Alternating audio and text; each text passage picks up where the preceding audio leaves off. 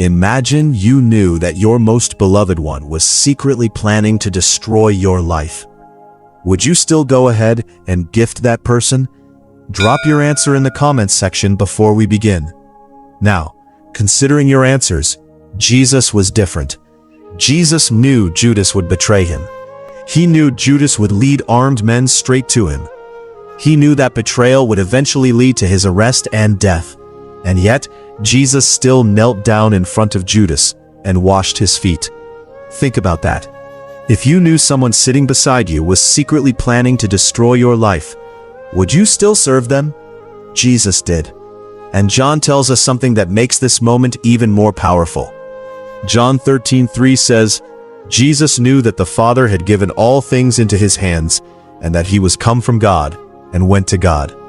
Jesus knew exactly who he was. He knew where he came from. He knew where he was going. And he knew what Judas was about to do. So why did he wash Judas's feet? The answer reveals something about Jesus that is easy to miss when we only read the story quickly. It was the night before Jesus' crucifixion. The disciples had gathered together for the Passover meal. But something was different. Jesus knew his time had come. John 13:1 says, Jesus knew that his hour was come, that he should depart out of this world unto the Father. This wasn't an ordinary meal. Jesus was looking toward the cross. The disciples, however, did not fully understand what was coming. They were sitting around the table with the Messiah, while the shadow of betrayal was already inside the room. And then Jesus did something none of them expected. He stood up. He laid aside his outer garments. He took a towel. He poured water into a basin, and he began washing the disciples' feet, one by one. The master became the servant. The one they called Lord knelt before them. And then came Peter. Peter was uncomfortable with what Jesus was doing. He asked, Lord, dost thou wash my feet? Jesus answered, What I do thou knowest not now, but thou shalt know hereafter. Peter still resisted, but Jesus continued. And among those whose feet Jesus washed was Judas. This is where the story becomes extraordinary. John doesn't leave us guessing about whether Jesus knew what Judas was doing. John 13, verses 10 to 11 says, And ye are clean, but not all. For he knew who should betray him, therefore said he, Ye are not all clean. Jesus knew. Judas wasn't hiding the truth from Jesus. Jesus wasn't washing his feet because he had been fooled. He wasn't thinking, Judas is a loyal friend. Jesus already knew. The betrayal was coming. The silver was coming. The soldiers were coming. The kiss was coming. And Jesus still washed his feet. That changes the entire scene, because suddenly, the basin isn't just a basin. The towel isn't just a towel.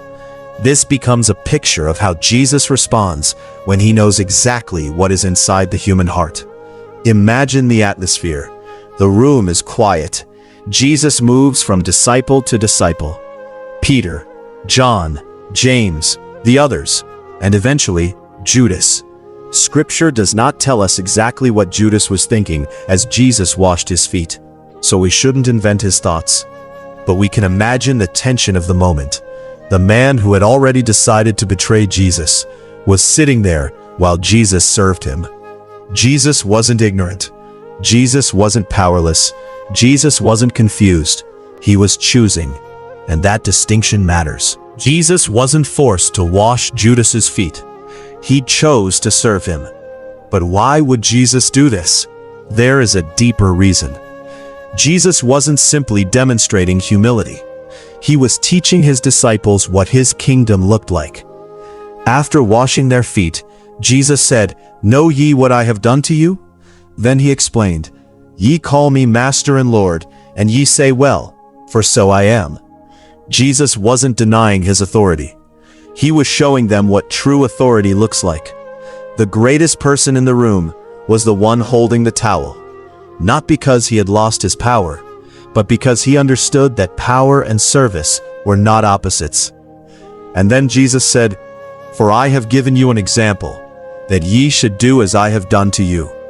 The lesson wasn't merely wash people's feet.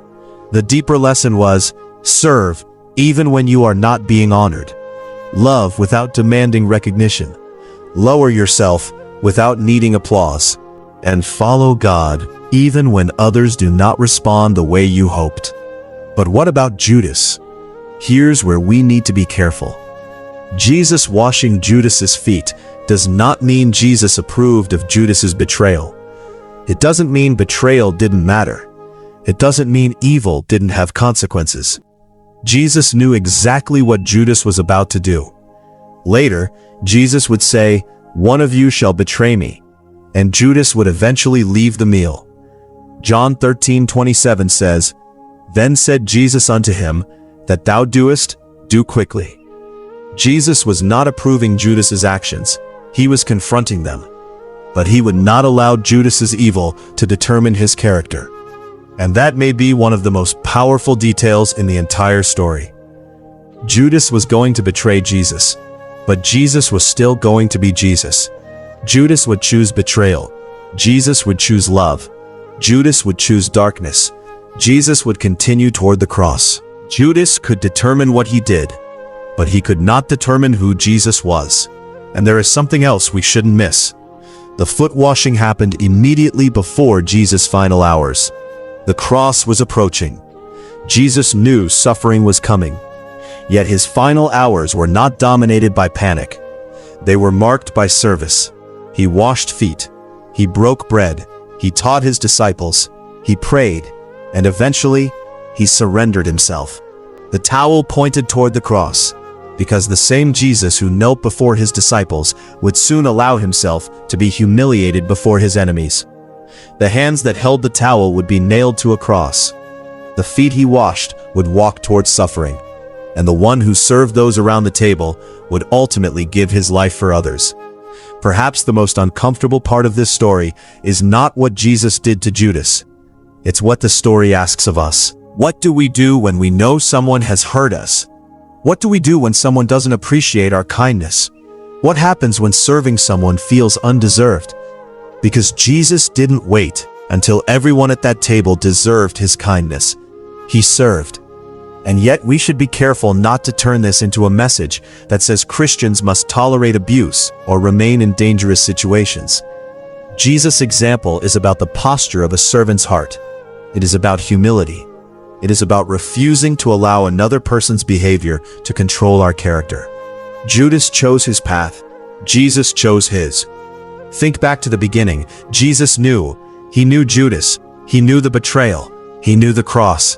He knew the pain waiting for him, and still, he picked up the towel. That may be the detail we remember most. Because Jesus didn't love people because they were always faithful. He loved while knowing exactly how broken people could be. He served while knowing some would abandon him. He continued his mission while knowing the cost. And he went to the cross knowing exactly what awaited him. This doesn't make Judas's betrayal acceptable. It makes Jesus' character even more remarkable. The darkness around him did not change the light within him. Maybe you've experienced something similar. Maybe you've helped someone who later hurt you. Maybe you've shown kindness and received betrayal in return. Maybe someone you trusted disappointed you.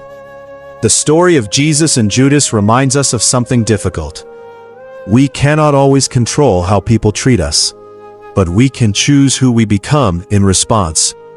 Jesus knew what Judas would do, but Jesus refused to become bitter because of Judas. He remained faithful to the Father. He remained a servant.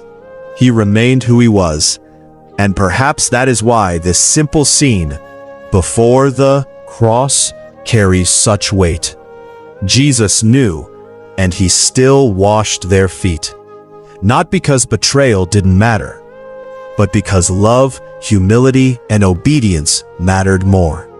The basin was filled with water. The towel was in his hands. The betrayer was sitting at the table, and Jesus still knelt down. Thank you for taking the time to experience this story with us. If this story made you see Jesus differently, kindly subscribe to Faithframe Bible Stories. It's a small way you can help us continue bringing Scripture to life through stories like this. We'll see you in the next episode.